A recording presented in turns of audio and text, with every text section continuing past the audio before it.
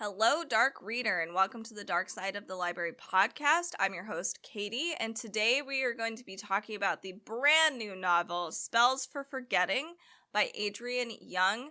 This is her adult fiction debut novel, so let's talk about her real quick.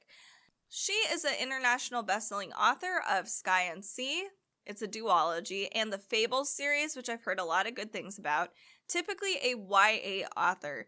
Let's talk about the summary of this novel. So here's what the publisher says.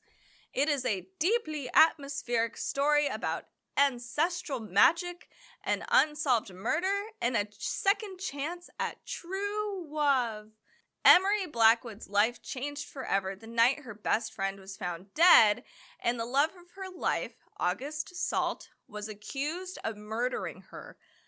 Years later, she is doing what her teenage self swore she would never do, living a quiet existence on the misty, remote shores of Saoirse Island and running the family's business, Blackwood's tea shop, herbal tonics, and tea leaf readings. But when the island, rooted in folklore and magic, begins to show signs of strange happenings, Emery knows that something is coming. The morning she wakes to find that every single tree on Saoirse has turned color in a single night, August returns for the first time in 14 years and unearths the past that the town has tried desperately to forget. August knows he is not welcome on Saoirse, not after the night everything changed. As a fire raged on at the Salt family orchard, Lily Morgan was found dead in the dark woods, shaking the bedrock of their tight-knit community and branding August a murderer.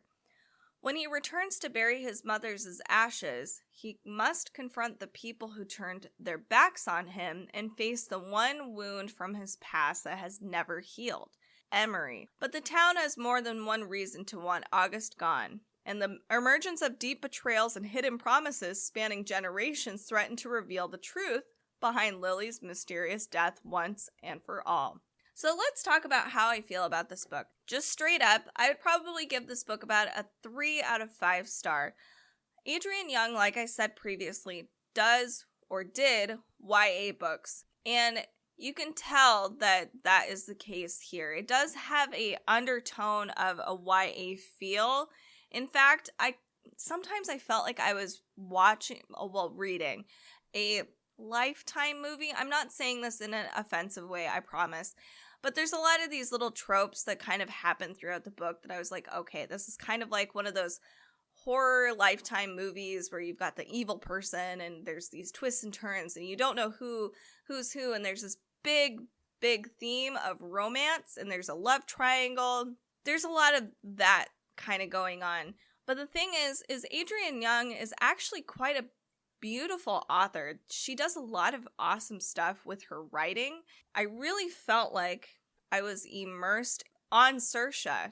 The way that she writes about the atmosphere is absolutely stunning. We are approaching Samhain and it really feels like it. So we have the essence that the veil is thinnest at this time. There's this creeping, ominous feeling going on through the book, somewhat supernatural. It seems like Lily herself, like the ghost of Lily, is kind of haunting the island, sometimes just through people's memories, but also as a physical entity. Sometimes Emery thinks that she might actually be seeing something. So there are little bits like that throughout the book, and it's really beautifully done. One thing that I did like about this book too is how we have 2 timelines. One from when the 4 friends, they're teenagers, we start there, and then we have obviously our current time where August Salt comes back to Saoirse to bury his mother. All of them start off on these different spectrums on the timeline, but they all meet to the event of when Lily Morgan is found dead and the family orchard is burned down. I like the revelation and the timeline, even the time skipping throughout the book. They're both chronological, but they both meet at a very centered event on the island. I was fully immersed in the story. There were a lot of twists and turns that were really fun. Some of them were predictable, but it was still fun regardless. I love that we are in a small town with all of those kind of small town tropes where we have that one character, of course, that likes to stir the pot and cause trouble. Of course, it's the oldest lady on the freaking island. They all have known each other for a really long time, and their families have known each other, so they all kind of know a lot about each other. And there's this really wholesome part of the story where they all seemingly care for each other, but then there's that streak of sinister evil lurking about. So all of that stuff is really fun. Here's some of the issues that I did have. I listened to the audiobook, so we had a whole bunch of voice actors actually doing most of these characters. Each chapter is told in the perspective of a different character, mostly by our two main characters, August Salt and Emery Blackwood. What I've read on places like Goodreads is that just by reading the book, it was really hard to decipher each character. Now, for me, because I did the audiobook, which I do suggest if you are interested in this book, I didn't have a hard time distinguishing each character, but I really felt disconnected to everybody. I wasn't really sure why I should find anybody important, except for August Salt. Everybody else just seemed kind of lackluster. Even Emery Blackwood, as our mostly main protagonist, she was she just really wasn't very relatable, and most of the time I would sit there and be like, girl, you deserve so much better. And it was really frustrating to see her kind of going through a lot of the motions that she was going through. And all of it was fixed when she gets together with August Salt. And I hate that. That's just one thing I don't like. So the characters did seem a little surface level. Speaking of the characters, and Emery Blackwood specifically, I actually felt like the story didn't need Emery Blackwood, which is kind of funny because she's our mostly main protagonist. The character that really matters the most in this story is August Salt. Everything revolves around him, including the fact that he comes back to the island, so comes back to Saoirse, to specifically bury his mother, Eloise, because that's the place that she wanted to be. That's where she wanted her remains. We could take Emery Blackwood entirely out of the story and still have basically the story. Emery is kind of, oddly, an unnecessary element in Spells for Forgetting, which is wild. Another thing that I had a problem with is that we talk about how this story is deeply rooted in folklore and ancestral magic. Unfortunately, it's not as much as you would anticipate. I was thinking more like Alice Hoffman's Practical Magic, like lots of deep folklore, many generations of just this magic and fun stuff going on this island, but I didn't get that. And the magic was really kind of thrown in at the end as almost like an explanation for certain things, which felt a little sloppy, but it didn't have that whimsy that I was kind of looking for.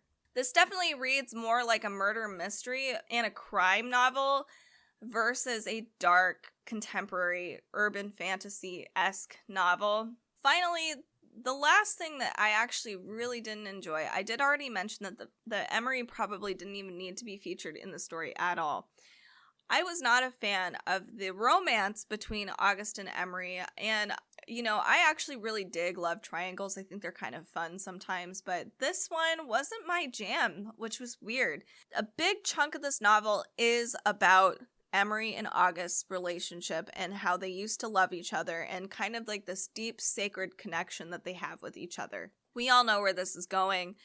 This is how the book starts to feel a little like a Lifetime movie. So just to summarize this up, Emery needs to fill a void in her heart because basically August Salt left. This was 14 years ago. So she starts to have a relationship with their other friend, a friend that isn't even in the summary, even though he's still pretty important.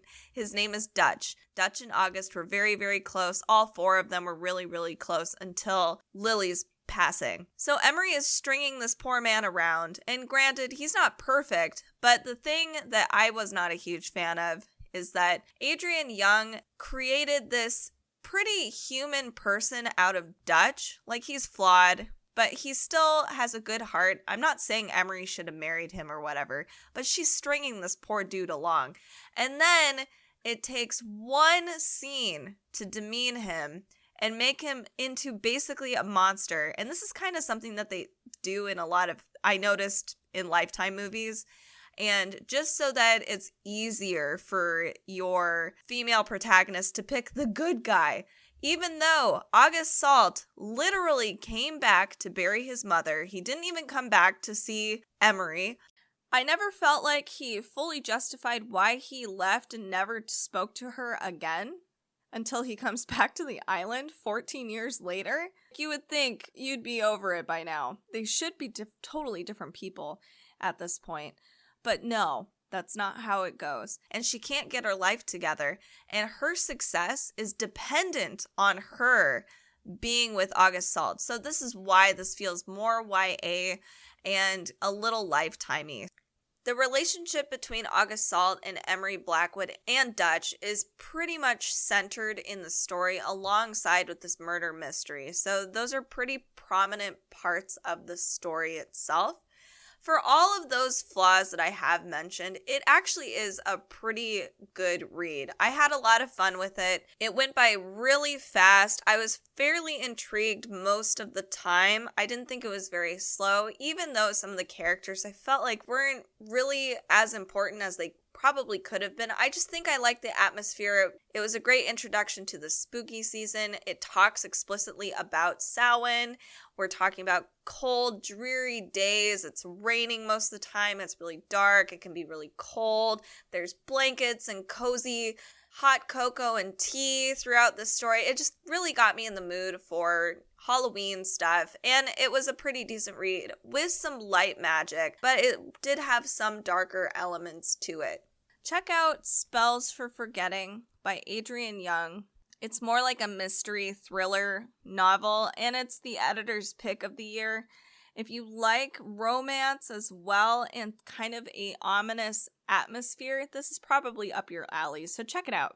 If you're looking for more dark reads, you can join us on our Instagram, Facebook, and YouTube channel and our Amazon Live channel at amazon.com/live/darksideofthelibrary. You can also find more books on our show notes. We are publishing new dark reads at darksideofthelibrary.com. In addition, we beg of you to leave a rating and review on your favorite listening app, especially if you're listening on Apple Podcasts. It really helps us out and it helps other dark readers find us. Thanks again for listening. Have a creeptastic week, and we'll see you next time.